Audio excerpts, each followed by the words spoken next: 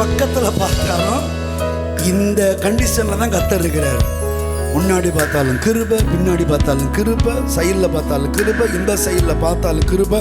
இன்னும் நீங்கள் முக்கோண வடிவில் இன்ட்டு போட்டு பார்த்தாலும் அவர் மிகுந்த இரக்கமும் மிகுந்த தயவும் மிகுந்த கிருபையும் மிகுந்த மன உருக்கம் உள்ளவராகவே இருக்கிறார்.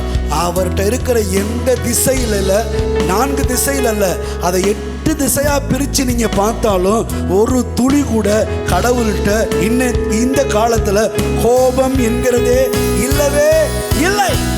கடிந்து கொள்ளுதல் என்கிறது இல்லவே இல்லை. புறம்பே தள்ளுவது என்பது இல்லவே இல்லை. எந்த விதத்துல நீ முழுக்க முழுக்க பாவத்திலே படுத்து உருண்டு தேவ சமூகத்தில் வந்து நின்றாலும் அவர்கிட்ட என்ன இல்லை?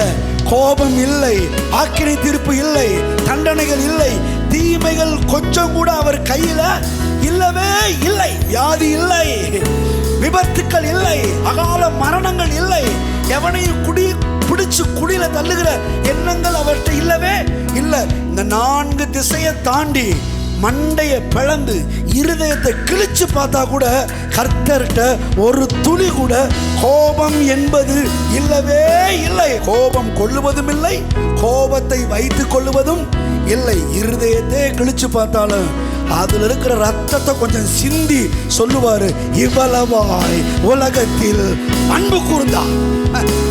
இருதயத்தை கிழிச்சு பார்த்தாலும் அவர்கிட்ட அன்பு தாங்க இருக்குது, தயவு தான் இருக்குது, இரக்கமா இருக்குது.